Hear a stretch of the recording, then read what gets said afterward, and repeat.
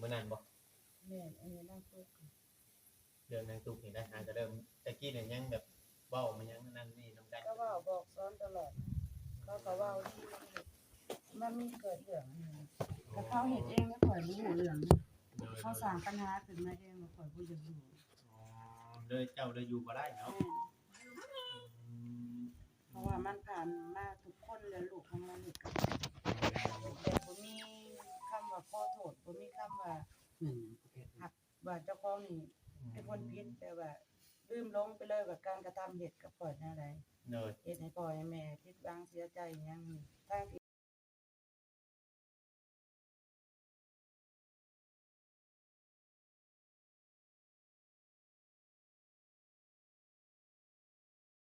เฮานี่บ่ได้ตั้งใจที่แบบว่ามาแกล้งลูกมาอยู่กับลูกแบบว่าสิหวังว่ามาอยู่เฮือนอยู่ซ่านเป็นประจำอิหยังคือเวลาแล่นมาหาลูกก็แบบว่าเขาเฮ็ดเป็นจังแล่นมาหาจำพ่อแม่มานอนข้างมาพักอาศัยแล้วมาเฮ็ดบ่พอมกพอได้เลยเป็นไผก็อยู่บ่ได้ดอกในเมื่อคนที่บ่มีความคิดความรู้สึกว่าตัวเองผิดแต่บ่มีคำว่าขอโทษอยู่ร่วมบ่ได้ขอโทษขออภัยสำหรับที่แม่หมดคนเฮาอยู่ร่วมกันได้ต้องมีคำว่าขอบคุณต้องมีคำว่าขอโทษผู้ผิดก็ฮู้รับ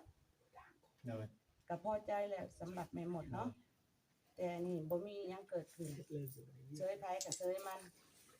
แต่ว่าความเจ็บมันก็อยู่กับแม่เนาะนำเมื่อว่าเขาก็มีลูกก็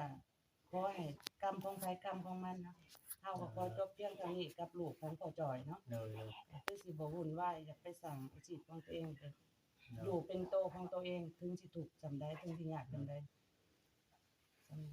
มีแต่ว่าขอโทษทางผู้รับผู้ใหญ่และ FC เนาะหรือว่าเฮาเฮ็ดตามที่เพิ่นบอกบ่ได้ว่าทางผู้ใหญ่เนาะเพิ่นก็อยากให้อยู่นี้บ่ให้ไปใช้ป้าไว้ก็เป็นเรือนห้างเรือนหยังแล้วก็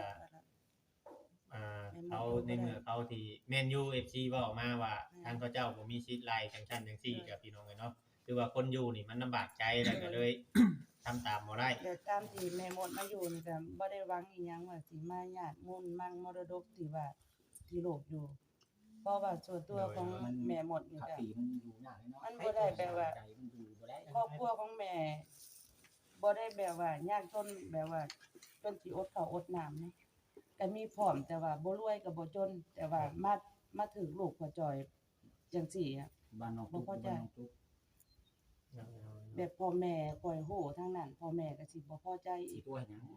ว่าลูกเขามาบังคับลูกจังซี่ว่ายันมายากดินดอนตอนยา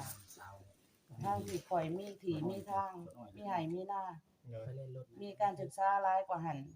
แต่ข่อยบ่ได้เว้าอีหยังออกไปคือว่าข่อยอยากสร้างครอบครัวใหม่ก็คือข่อยบ่อยากวุ่นวายกับพ่อแม่ของข่อยคันสร้างได้ข่อยก็สร้างเอาที่ว่าข่อยยอมทุกข์ที่แท้ครอบครัวของพ่อแม่ข่อยบ่ได้ทุกข์โดย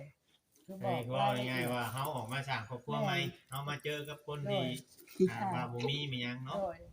แล้วก็เลยเฮาสิสร้างเองเฮาถ้าว่าเฮาไปเพิ่งพ่อเพิ่งแม่แบบว่าเฮายังก็พ่อก็แม่อยู่แต่ครอบครัวของข่อยนี่พอมีพอกินข่อยบ่ได้ทุกข์สมที่ว่าบ่แต่ข่อยมาทุกข์นี่ทุกข์ข่อยอยากสร้างครอบครัวกับผัวเมียโดยคือทางนั้นทางไอ้มุดนี่เราก็เว้าตลอดอยู่พี่น้องกับพ่อจอยก็เล่าให้เฮาฟังว่าถ้าว่าอยู่นี้หรือว่าถ้าว่ามันดีขึ้นมีที่ดินที่ดอนหรือว่านู่นนั่นนี่อาจสิยามเฮ็ดนาอาจสิเมื่อเฮ็ดนาอยู่พุ่นก็เคยเว้าอยู่ตั้งแต่กี่ตั้งแต่ยังบ่ได้อ่านกับเขากัน79 บาทน้องชายน้องหยังก็เคยเว้าอยู่พี่น้องเนาะก็เลยได้เล่าให้กันฟังอยู่แต่ว่านั่นพอได้มีนามีหยังเฮ็ดอยู่ทางนั้นเนาะถ้าสู้ทางนี้บ่ได้ก็คือแบบว่ามีแต่โลกเข้ามาบังคับจิตใจก็คือแบบว่าสิยอมแพ้แบบว่าบ่ได้ยอมแพ้แบบใดแล้วคือสู้ไปก็มันบ่มีหยังดีขึ้นคือกับคนบ่มีหัวคิดเนาะหัวคิดปัญญาแบบว่ามันบ่มีแบบว่าคนเฮาคันตั้งรักได้มันต้องเฮ็ดเสาเอาเสาต้นนึงมันยืนเฮือนบ่ได้หรอกมันต้องพร้อมเพรียงพร้อมหน้าหมดเว้าซุมื้อนี้เนาะแล้วน่ะนี่แต่ว่ายังสิจบคลิปได้จังหวัดก็ง่ายผู้ใหญ่ผู้รักผู้ใหญ่ผู้เพิ่นเฮ็ดเรือนเฮ็ดชานผู้เพิ่นซื้อดินซื้อดอนน่ะเพิ่นบ่อยากให้หนีแม่นบ่แต่ว่าทางเอ้ยมดน่ะเราเป็น คนที่ว่าอยากอยู่แบบสบายใจถ้าอยู่ โด ก็ ย บ่แม่นว่าบ่อยากทำตามผู้ใหญ่เนาะแต่ว่า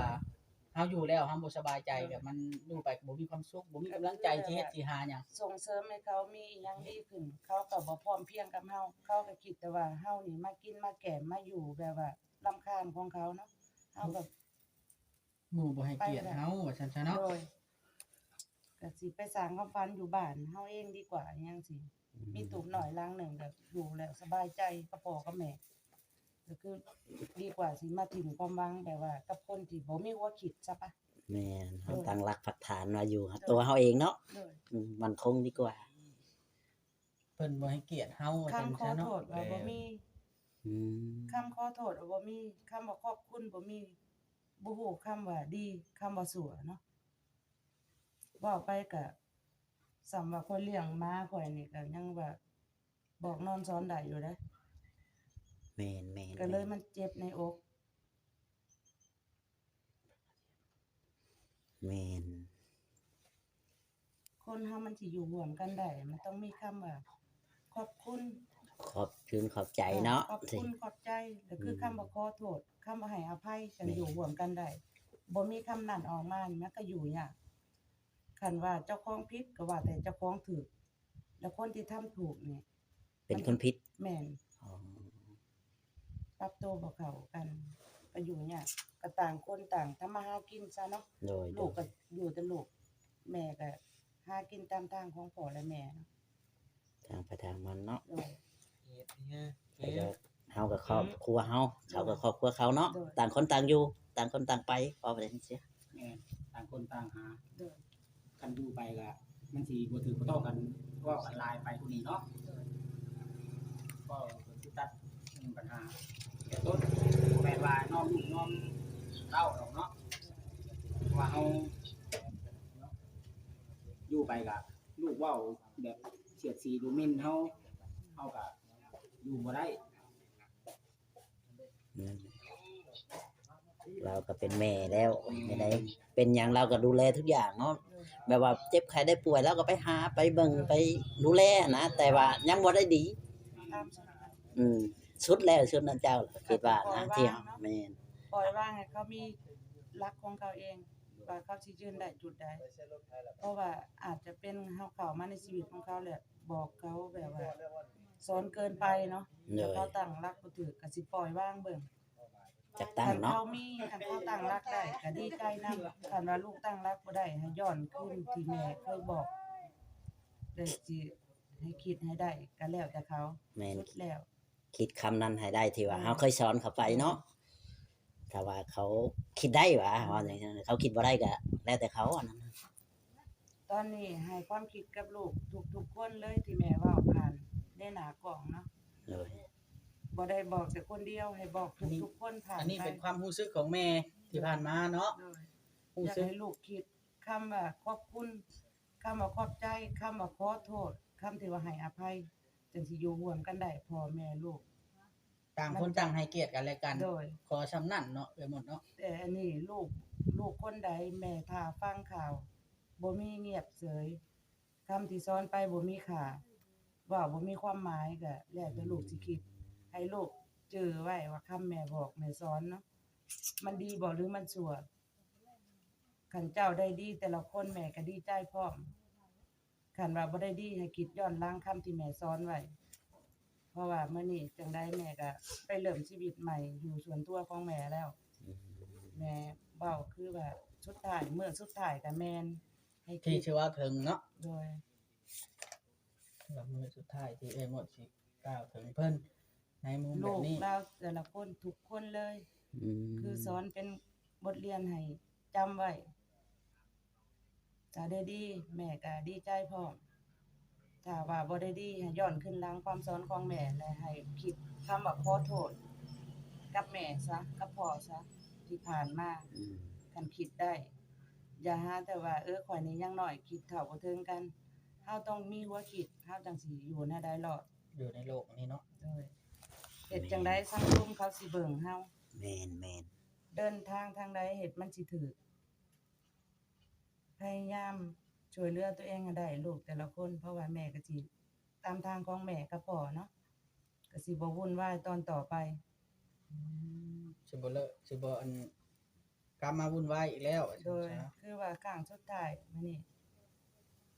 แม่เดินไปแล้วแม่บ่อยากหันหน้ากลับให้จำคำที่แม่บอกไว้ถึงสิบ่เป็นแม่ที่แท้จริงแม่ก็สอนคือแม่ผู้หนึ่ง แต่ก็หวังดีตลอดเนาะ บางทีตลอด แนะนำบอกสอนในทางที่ดีเนาะ โดย จึงเฮาสิบ่ได้เลี้ยงเขาปานใดเนาะแต่ว่าเฮาก็เลี้ยงในคำเว้าซื่อ โดย ๆแต่ว่าเพิ่นสิพังบ่พังก็ได้แต่เพิ่น สอนให้ได้ความดีเนาะ จ้ะ บ่มีไผอยากให้ซัว อืม ถึงว่าเฮาซัวไปแล้วเฮาผิดโอกาสเฮาผิดครั้งแล้วก็เฮากลับเริ่มต้นใหม่ก็เฮ็ดใหม่ลูกเอ้ยทุกคนเลยที่แม่กล่าวถึง สบายดีลมอย่างนี้ผ่านมาเนาะลมพุดบ่ เอาลมมันแห้งวะ ลมพุดผ่านมาพี่น้องเลย น้องกุดก็มีให้เราข่าวในตู้กับไผ ทางกันสาวแก้วเพิ่นมาเพิ่นถามพี่น้องเลยเพราะว่าเพิ่นมาตามที่หลังอาจจะบ่ฮู้เรื่องราว เอาปาน้ำกันนี่ น้อง แห บ่ต้องแพ้ ละ